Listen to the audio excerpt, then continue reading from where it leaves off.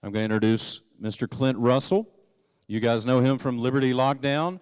Every show imaginable these days. He's the hottest ticket item that you can seem to find on the internet. He's here in person, so I'm going to turn it over to him and Mr. Aaron Harris here to discuss the bugaboo that is ESG. Morning.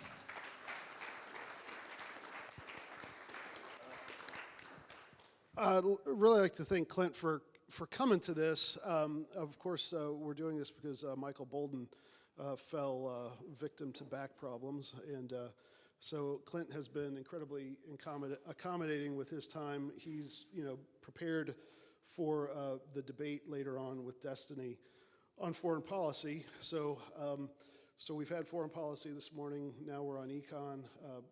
Antone did a great job. I really appreciated that. Is that the Murray Rothbard collection, your wardrobe? Is that, yeah. Killing it. Clint has kind of become an expert on ESG over the last year or two. And I've just read a lot. I'm not an expert. Well, self-made.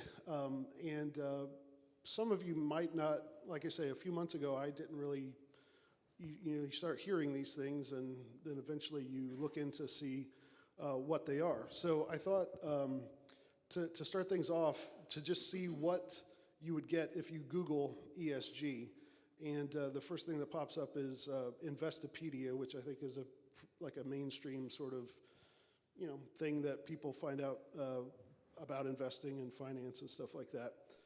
And so their definition is environmental, social, and governance, ESG investing, is used to screen investments based on corporate policies and to encourage companies to act responsibly. Many mutual funds, brokerage firms, and robo-advisors now offer investment products that employ ESG principles.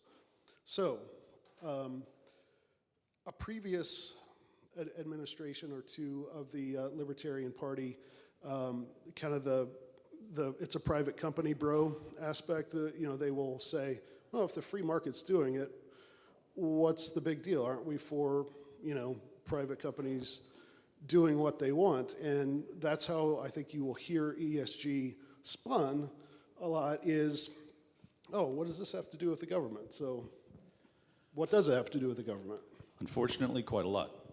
In some ways, it's fortunate for us because otherwise it would be much harder for the libertarians to be on the right side of this issue. So first off, in my opinion, and in the opinion of many legal scholars, it's a violation of fiduciary duty to the investors. So I think there's a legal question as to whether or not, and for those that aren't familiar, fiduciary duty just means that you put the interest of your shareholders above your own as the CEO. So you can't try and profit for your own well-being at the detriment of the people that have entrusted you with that investment. So I think there's a very clear case legally that many of these people ought to be charged with fraud for perpetrating ESG under the pretenses of it being better for their investments, when in reality, and now with empirical evidence, it's oftentimes to the detriment of the shareholders. So I think that's an open and shut case, personally. There's also the relationship, because we exist, and this is a much more complicated angle and one that very few people can elucidate properly, but essentially because there's such a crony capitalist system that exists in the global economy, because you can't really rise to the highest levels of finance unless you have a beneficial, fantastic, really, working relationship with all of the central banks of the world, not to mention the biggest governments on earth. So this is why they get together at Davos every year for the World Economic Forum, and sure enough, many of the highest ranking politicians show up to sit down with the titans of finance, and they discuss not just whether or not they will participate in ESG, but what ESG will consist of. And that is an ever-moving target, which also demonstrates kind of the bullshitness of it all. It's just constantly evolving. It's total nonsense. So, and then, we can get into all of the other layers of how it doesn't actually accomplish any of the things that it advertises to, and that it's really a fraud upon the better instincts of the people who think that this is, saving the planet by having Larry Fink become more wealthy and powerful. But yeah, that's a very extravagant answer. And then, can I add one more thing? Yeah, please. There's also, basically, the way I view it, there's like 3 tiers to this thing. You have the academic level, which is usually social emotional learning. Then you have diversity, equity, inclusion, or DIE, if you prefer to be accurate with the acronym. And that is essentially the same sort of like remedying all of the ills of civilization within your hiring practices. That happens in the corporate level. So you have academic with SEL, you have DEI in the corporate level, and then you have ESG on the finance corporate level. And then on top of that, you had DEI, which was implemented under Barack Obama in August of 2014. He put out an executive order where he said that every single governmental institution had to implement diversity, equity, and inclusion hiring practices. So this is now, it's not just a bad idea, it's also a bad idea with the backing of state power, because so many of the federal bureaus do business with private industry. Obviously, when they have now implemented DEI practices, that means that many of the contractors that they're also doing business with are going to implement DEI. You see the infiltration as it kind of rolls out. And from 2014, if you look at our civilization and the obsession with racism and inequality and sexism and all that, I think that it lines up quite well with when Barack Obama did that. And I think it's really interesting if you look, I think Dave Smith had talked about it. If you remember Occupy Wall Street and the Tea Party stuff, in the wake of the 2008 crash, and then, leading through the elections in 2010 and 2012, there's this moment for a little while where both the left and the right, the Ron Paul people, the Tea Party people, and Occupy Wall Street were looking at the Federal Reserve and talking about the Federal Reserve. And the strategy from the people, they don't want you to think about the Federal Reserve and what it is and what it represents.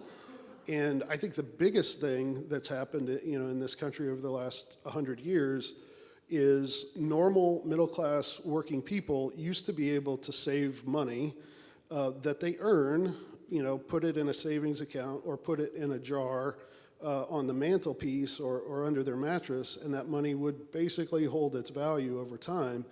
And now, everyone in America who has a job, most everybody has a retirement account who is managed by Vanguard or whatever like that. And so we're all forced to, we can't save money because our money loses value. Therefore, we have to roll the dice in the stock market. And so the fact that all of that money, my parents, my wife and I, everybody has all this money tied up in this, and there are a few people who are setting the tone for how that is invested. And so it's because the Federal Reserve exists and the tax code is the way it is that everybody is forced into this big game, and the rules of the game are changing. Yeah. And that affects everything about our lives. Yeah, well, and also, BlackRock, fortunately, because we're in a bear market, they've lost a little bit of their power, but they were north of $10 trillion under management. And Larry Fink sends out these annual letters to shareholders, but in it's essentially critiquing and chastising any CEO of any business on the globe that wants to have BlackRock's capital invested in their company. And he's saying it overtly. He's like, we are going to be directing, even though they have ESG funds, which are like specifically targeted for that, in reality, Larry Fink says, if you want BlackRock capital, you better get on board with ESG. So it's not just an ESG fund. This is $9+ trillion that is being directed exclusively in these ESG parameters, and keeping in mind to better connect the dots between the government power. BlackRock was granted all of the government stimulus programs during the lockdowns, during COVID. You don't get that unless you have a good working relationship with the government. They made billions of dollars off of that. So it's not, the private business bro argument is weak at best, and I think non-existent in reality. And to kind of return to my point earlier about when both the left and the right were looking at the Federal Reserve, that's when what I was mentioning that Dave Smith, I think, pointed out is if you look at search terms for things like, some of the gender stuff and the skyrockets. The racial stuff and stuff like that, all these buzzwords that we've been hearing about the last 5-10 years, it all started, you can see, New York Times article about this in 2011, and now it's something we can't escape.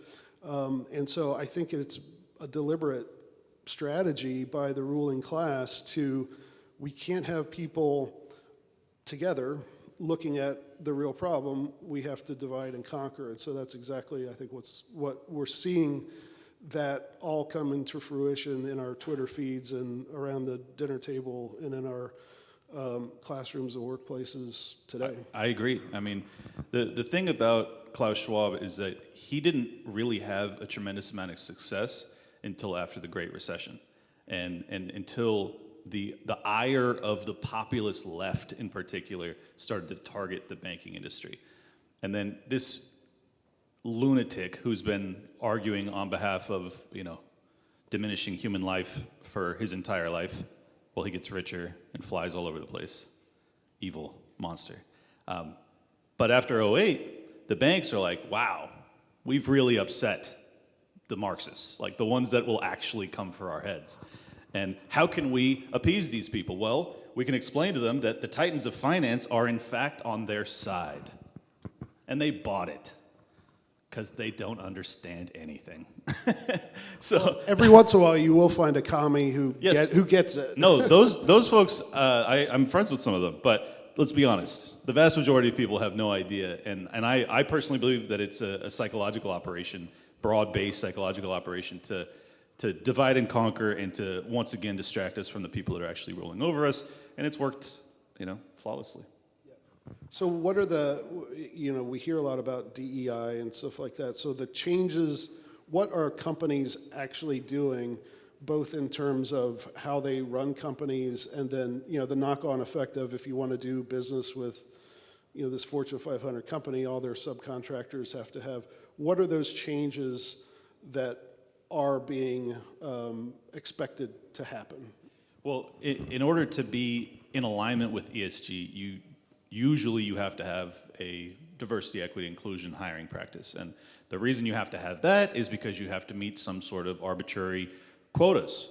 Quotas which, in my estimation, are a violation of the Civil Rights Act. Not that libertarians necessarily agree with that, but I think that in terms of legality, it should be argued that that is in fact a racist, it's a bad practice. Whether legality or otherwise, I believe in meritocracy. So like if you're not hiring for the best at the job, but instead trying to meet some quota, especially when it comes to life-saving things like doctors or pilots, it's a perilous path to be on. And that's not to say that there aren't, black surgeons that aren't just as good, but if you're hiring on a quota, well, you may not be getting the best people all the time, and that's a dangerous path to be on. So, the diversity, equity, and inclusion practices it's not just about hiring, but it's also about firing. You've had lawsuits already where you've had people that were actually laid off and then told explicitly it's because they wanted to have a more diverse, employment vision. But these are people that have worked for like decades, and they're just getting fired from their jobs because they have the wrong skin color. I mean, this is just, it's lunacy. It's done in the name of progress. It's crazy. That's when you just pull out the non-binary card or something like that. Exactly. And just say, I want to keep my job. Yeah, well, that whistleblower from last week better do that here soon. Can I change my pronouns and keep my job? Yeah. Throw on a dress and you might get a light sentence.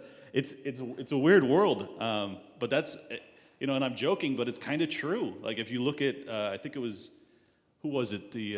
What was the whistleblower that got pardoned by Obama? Chelsea Manning, yeah.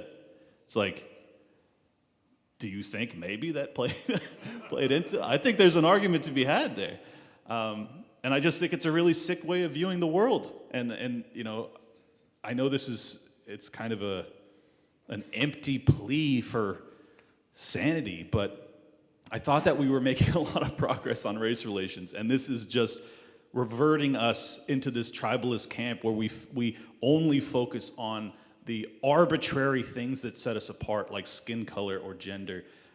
It's very backwards. It's ultimately going to result in a really dangerous and ugly future that I don't think anyone that's of my age range that grew up where we had made that progress, that we want to go back to the 1960s where we're focusing on each other's race and sexuality and stuff like that. It's which is weird because many in the libertarian camp that think that I'm wrong on this stuff, think that this is progress, and I'm just 100% convinced that this is in fact an extraordinarily regressive and dangerous path to be on.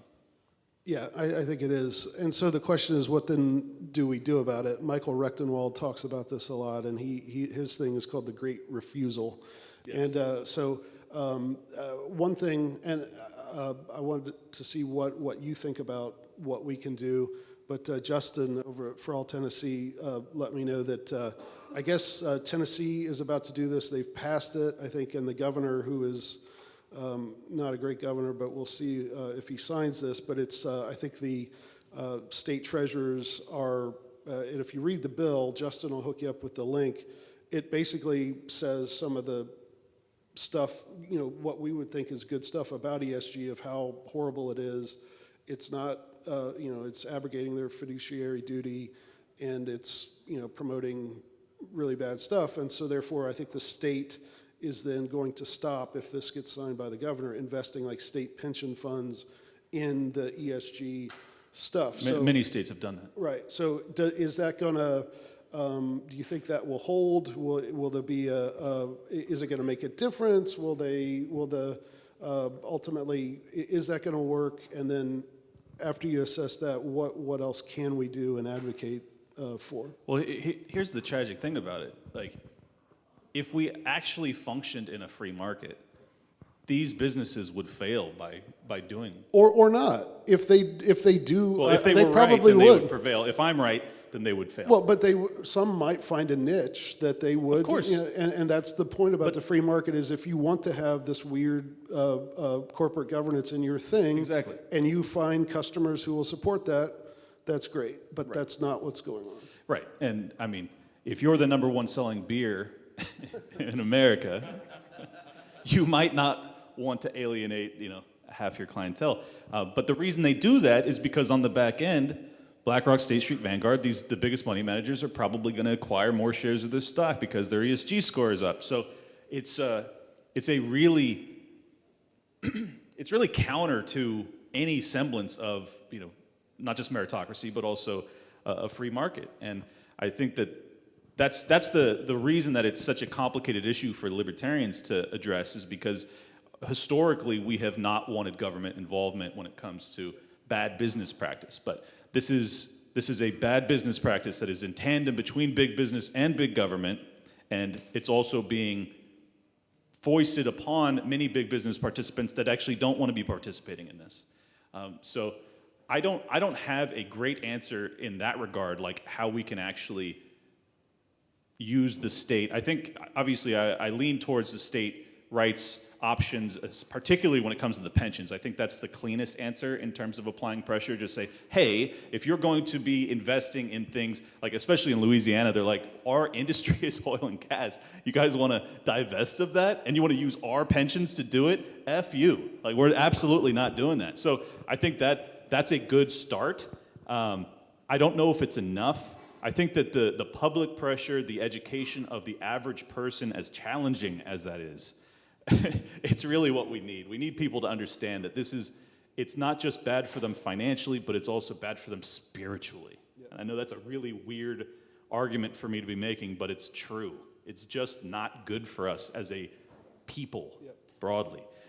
So I think if we can make a compelling case in that regard, that hopefully it will lose its allure as being this solve-all for everything that ails civilization. And that's my hope, is that more and more people, and I think that those that are awake to it are starting to tell more and more people that they know, like, hey, this is not actually what we're being told it is. So I think it's kind of it's a slow step, but then you got to keep in mind too, these guys are going to be, I mean, they're branding masters. They're going to rebrand ESG. They're already doing it. They already, anytime you read really any of the, Marxist buzz phrase or, catchphrase words like inclusion, equity, all of the things that, libertarians should be privy to at this point, that's really the rebranding. And then you have the Sustainable Development Goals from the UN, which is, once again, kind of a global level ESG. It's a big fight, but we're making progress, so. My wife is tired of me here every time I see a commercial for an electric car. I'm like, I blame it on Woodrow Wilson. I love the smell of gasoline burning, and my dad's a car guy, but that's just one way that, again, there would be a market for electric cars, but it wouldn't be what it is today if it weren't for all this stuff. And so, see, the thing is, Bud Light wouldn't be niching down. That's just not. Once you have already reached the highest level of market exposure, like you're the #1 selling beer in America. You don't niche down from there. You want to stay broad appeal. It's the same reason, Michael Jordan famously said, Republicans buy sneakers too. You just don't alienate half the country, whether you agree with them or not. You wouldn't market in an antagonistic approach, but the reason they do it is this. right, if the people who buy your stock or loan you money are, they're more important in an economy like this. They're more important than the consumer, and we know what happens if we know our Austrian economics when the consumer is not in charge of decisions of what's getting made, and so it does lead to poverty both in terms of actual money, but also in spirit, as you said. So maybe one last thing before we wrap up and get some food, I know I'm hungry, is if you have your stuff in Vanguard or one of these people, most people can't just, maybe you could, but like, is it Bitcoin? Are there more mainstream places that don't do the ESG stuff that you can, or is it so pervasive that if you want to have a mutual fund, you're pretty much enmeshed in this? Yeah, I mean, the reality is, like, the vast majority of Fortune 500 companies have diversity, equity, and inclusion hiring practices implemented already. So, like, if you want to actually divest yourself of ESG, it's not enough to just withdraw it from a Vanguard ETF or whatever. Like, you actually have to not invest in those companies. And that's not easy to do because those are the biggest companies in the world, and you're probably going to want to be participating in that. I personally am very bearish on the economy, and I would be divesting myself regardless of their practices. So that's a different question. But there has been enough public pressure that I believe it was the CEO of Vanguard that came out and said that they're not going to be doing ESG investing moving forward. We'll see. We'll see if that's actually true. But I think that just continuing the public pressure and then kind of really bifurcating the economy and creating one that is actually focused on innovation and profit is the best way to go. And then there's a competitor that's arising. Whether or not he'll be a legitimate contender, I have no idea. But Vivek Ramaswamy, who I'll actually have on Liberty Lockdown next week, which is crazy, he started Strive Capital Management, which is essentially a ETF money manager that's trying to meet this market demand for non-ESG parameter investing. So I wish him great success. I struggle to imagine that he's taking it really seriously because he's running for president now. So this is not investment advice. Make sure you look into what he's actually doing with it before you invest. Yeah. Also, Dynasty Wealth Partners, Michael, wave at everybody. Michael. I'm giving you a plug. Dynasty Wealth Partners. Those of you who are thinking about your finances, go say hi to our sponsor there. It's about time for lunch, and Clint, thanks. We'll be back on here in 3 hours or so or more, and looking forward to that. And yeah, thanks for coming by. Thank you guys for your time. Appreciate it. Okay.